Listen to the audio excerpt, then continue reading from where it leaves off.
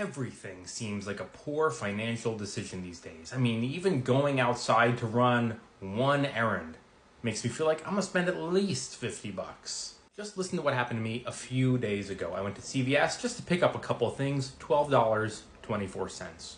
Then I took my mom and my girlfriend out for dinner. We went to Chinese. It was $149.24 for 3 people who took home no leftovers. Walking back to the car, we saw a Shake Shack. They have really good custard. We went in, we split one. It was $5.49. Then we got in the car to go home, and I noticed that I was running on empty. Gas prices are not coming down. We went to the gas station. It cost me $50.63 to fill up my tank. That is almost $220 spent in just a few hours. It feels like every time I just go outside, I'm spending a crazy amount of money, even when I don't intend to. I just want to stay home. I'll just stay home.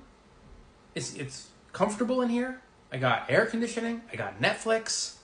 Let me just stay home. The point is, in a world where every decision feels like it is a bad financial decision, here are a few good financial decisions. Number 1 is declutter. I mean, go through your closets, go through your house, see what you don't use anymore, what you can sell, and get in some extra cash and declutter. Not only will you make a little bit of money, you go on Facebook Marketplace or Craigslist or eBay or whatever you want to go on, put a sign up in your neighborhood, try to sell some shit. Not only do you generate a little bit of money, but your house becomes a little bit more manageable too. This one's a little bit controversial, but monetize a hobby. I am in the camp of hobbies should not be monetized. They should be there for you to enjoy them. And the minute it becomes work, then it becomes no longer a pleasure. It becomes like a chore or an obligation. I gotta do this hobby so I can monetize it. So you gotta be careful here. But in a world where hobbies are very quickly becoming monetized, if you can generate a little extra money, I don't know, maybe you do it. Maybe you don't. Learn how to do something. YouTube is your friend. Just a couple of months ago, my toilet started just flushing on its own. You know that thing it does every once in a while? It just runs. You hear it, you're sitting on the couch, all of a sudden, so you think you got a ghost or something. What's going on with the toilet? Call the plumber. Hey, my toilet, it's making I can come out. I'll be there in an hour. It'll take me a half hour to fix. 175 bucks. I said, 175 bucks? No, thank you. And went on YouTube. My toilet's running. My toilet's leaking. A couple videos came up. I went to the hardware store. It cost me 30 bucks. Yes, it took me a lot longer. I am not handy. It took me a lot longer than a half hour.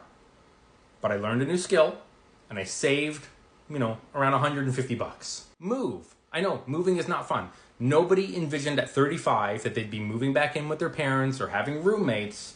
But this is the world that we live in, and it sucks, but it's how it is. And one of the biggest expenses we have is housing. And one of the fastest ways to save a lot of money is to change your housing. So maybe you move back in with your folks. Believe me, they're not happy about it either. Or maybe you move further away. The downside to moving further away is maybe you have a longer commute. Or you get roommates. I know, you're 35 years old, maybe you're 40. Roommates are the last thing you thought you'd ever have again after high school or college. You don't want it. But I live in Washington, D.C. I went on Craigslist and I looked for a 1-bedroom house in my zip code. It was $2,200 a month to get a 1-bedroom apartment to rent.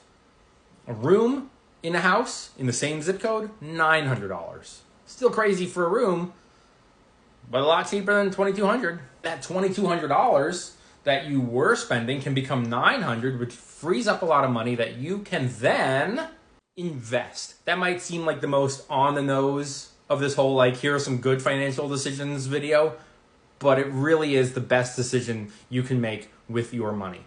Investing guarantees that you have something down the road. If all else fails, view your investment portfolio like your insurance. That dream you wanted to pursue failed, that restaurant you wanted to open failed, that business you thought you were going to do failed. Oh, that sucks, but at least you know your future is taken care of.